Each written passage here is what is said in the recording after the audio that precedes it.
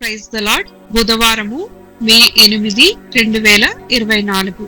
ఈ రోజు దేవుని వాక్యము, యెహోవా క్రియలు గొప్పవి, వాటి యందు ఇష్టము గలవారందరూ వాటిని విచారించుదురు. కీర్తనలు 111వ అధ్యాయము 2వ వచనము. మన దేవుడు ఎంత గొప్పవాడు!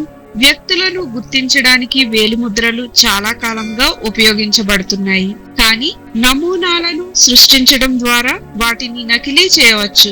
అలాగే కంటిపాపలోని క్రమాన్ని బట్టి ఓ వ్యక్తిని గుర్తించగలం. అయితే ఇది కూడా కాంటాక్ట్ లెన్స్ ధరించడం ద్వారా తారుమారు చేయగలం. ఇటువంటి పరిస్థితులలో బయోమెట్రిక్ ఆధారంగా ఓ వ్యక్తిని గుర్తించటం పూర్తిగా విఫలమైంది.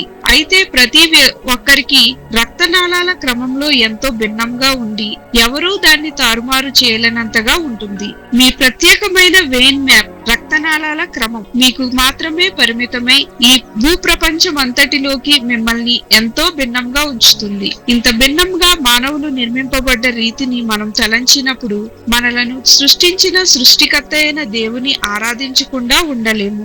నీవు నన్ను కలుగజేసిన విధము చూడగా భయమును ఆశ్చర్యమును నాకు పుట్టుచున్నవి. కీర్తనాకారుడు ఆరాధిస్తున్నట్లుగా మనము కూడా స్తుతించకుండా ఉండలేము. కీర్తనలు 111:2లో గుర్తు చేసినట్లుగా యెహోవా క్రియలు గొప్పవి, వాటి యందు ఇష్టము గలవారందరూ వాటిని విచారించుదురు. అయితే వీటన్నింటికంటే మన సృష్టికర్త అయిన దేవునిని కొనియాడడం అతి ప్రాముఖ్యం.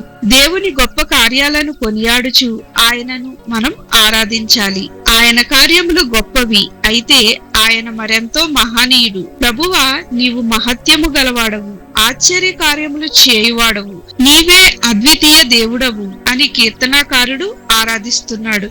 ఈ రోజు మనం దేవుడు చేయు గొప్ప కార్యములను ధ్యానించుచుండగా మహాతిశయకరమైన ఆయన ఔన్నత్యాన్ని గూర్చియు ధ్యానించుదుము. దేవుని మహోన్నత కార్యాలను గూర్చి ఈరోజు దేవుని మీరు స్తుతించుటకు తగిన సమయాన్ని ఎలా ఇవ్వగలరు? ప్రార్థన.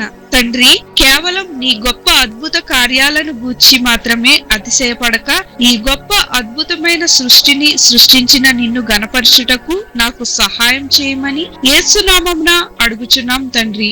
ఆమేన్.